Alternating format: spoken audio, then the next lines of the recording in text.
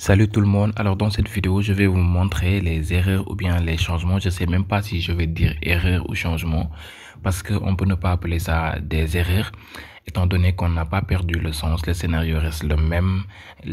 Bon, il n'y a pas eu de dialogue mais quand même les émotions sont restées les mêmes et tout ça. Mais là quand même on note que il y a un changement, il y a des changements je vais dire parce que sur l'image 1, l'image numéro 1, c'est pas pareil avec le background, hors-champ, je vais dire, je ne sais pas.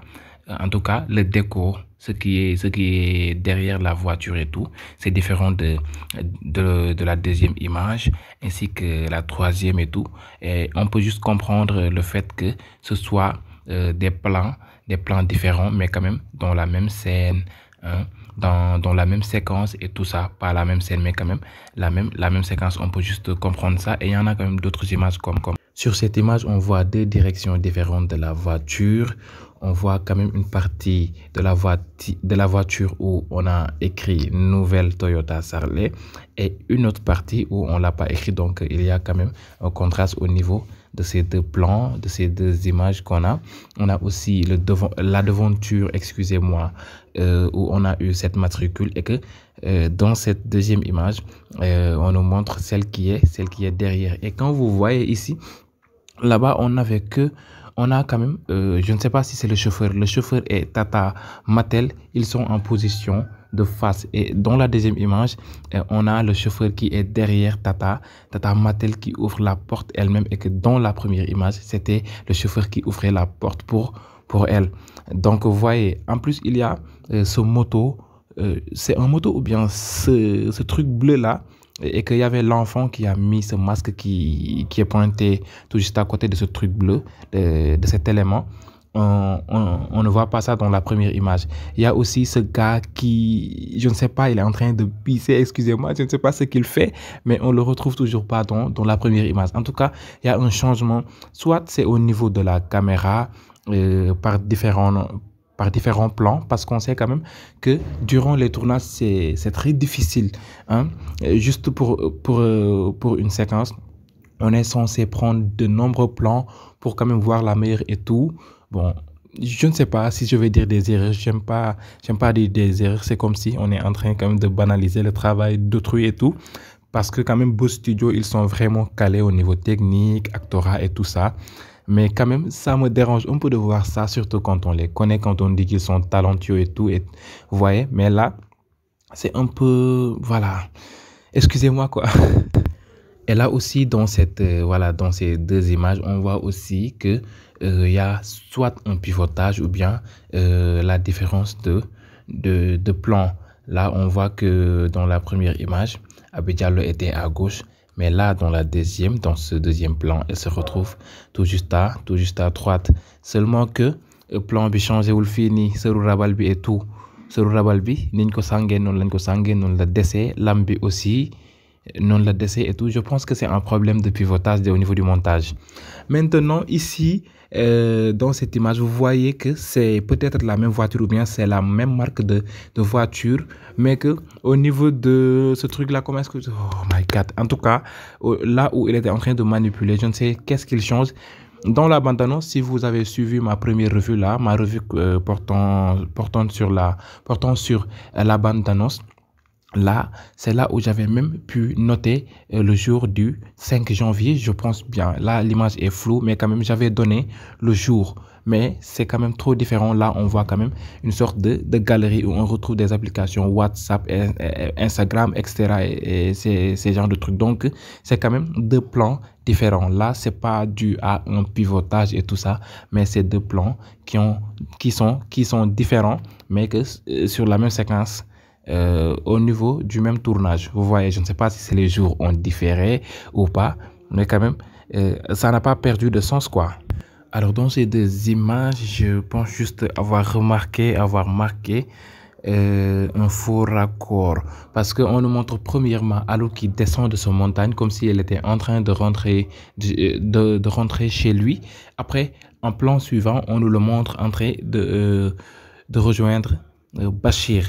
Bon, et que dans la bande d'annonce, on nous l'avait montré en train quand même de monter sur ou bien de monter vers ce montagne pour rejoindre Bachir. Donc là, je peux juste dire que j'ai un peu noté un faux raccord. Je ne sais pas si c'est avec le montage, mais je pense quand même qu'il faut suivre les logiques pour respecter un bon montage et tout ça.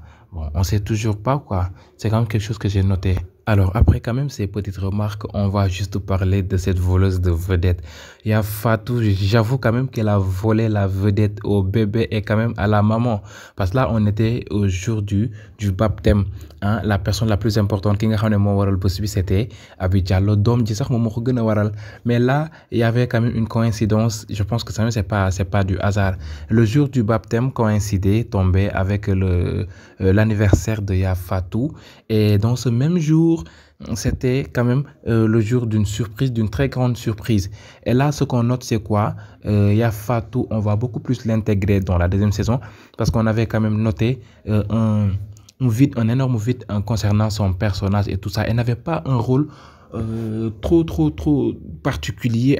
Bon, je ne veux pas dire important, mais quand même, tous les rôles sont importants, même pour une figuration, c'est quand même important, mais quand même, on la sentait vraiment pas impliquée dedans. Mais là, je pense que c'est un peu, soit, c'est quelque chose que je pense, je dis pas que ça en est ainsi, voilà, jusque dans la première saison, on avait son mari qu'on disait qu'il était en voyage. Et je pense que il n'était vraiment pas en voyage. Peut-être que, ou bien même que c'est le scénario qui est défini ainsi, mais qu'il n'était pas trop disponible. Le personnage de Momo, c'est Momo qui est dans Pod et Marichou et qui sera aussi l'acteur principal de la série Impact de Marodi TV, qu'il n'était pas trop disponible et qu'on avait décidé quand même de jouer ça comme ça ou bien de changer le scénario, ou bien peut-être on peut juste dire que le scénario a été défini comme ça et qu'on attendait la deuxième saison pour quand même beaucoup plus l'impliquer dedans. Quand même, la scène qui m'a beaucoup plus plu dans l'épisode, c'était lors de cette séquence quand même là où Ya Fatou apprend que voilà, le bébé porte son nom. Affaire bu rafet, machallah.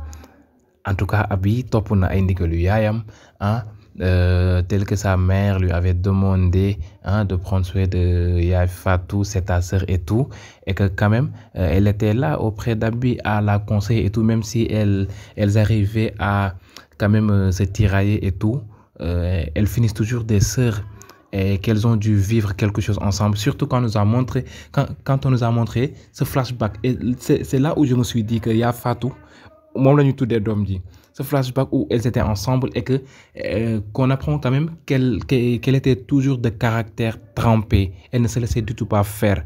Là ci laa xamee ne moom la ñuy tuddee doom bi et voilà quoi.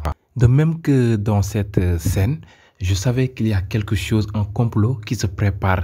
Et ce complot n'était noué que par Abi et sa mère, telle leur tenue se ressemblait, le même tissu, je vais dire, la même couleur et tout. Là, ce qui relève quand même une complicité, excusez-moi, qui règne entre Abi et sa mère, qui avait quelque chose à comploter durant cette scène. Et c'était quand même l'introduction de Bara dans cette scène, la surprise qu'ils ont dû préparer à Ya Fatou. C'était vraiment waouh. Déjà, ils ont quand même montré à Ya Fatou une vidéo de son mari. Tu m'as pas vu, et tout ça. Je t'aime, ce genre de truc. Hop. C'était vraiment magnifique. J'aime l'amour quoi. J'ai noté l'amour dans cette scène. Je ne peux quand même pas terminer cette revue sans pour autant parler de ces deux meilleurs amis, de ces deux amis qui font ensemble toutes les guerres, les 400 coups et tout. En tout cas, franchement, Alou, c'est un fidèle ami, hein. Et il ne laisse toujours pas Bachir dans ses pétrins et tout. Il le partage et voilà quoi. J'ai vraiment ri quand j'ai vu cette scène où ils étaient habillés en art, en mort et tout ça.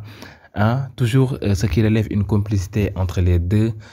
Bachir qui toujours premièrement prend des décisions, même si mauvaises sont-elles, mais Alou quand même finit par lui rejoindre dessus. Alors je pense que je vais m'en arrêter là et vous réserver les autres points dans une nouvelle revue, dans une prochaine revue. Et j'espère que vous allez vous abonner si vraiment vous avez pu aimer. Activez la cloche de notification, poussez un bleu, poussez like pour me soutenir. D'ici là, portez-vous bien. Bye.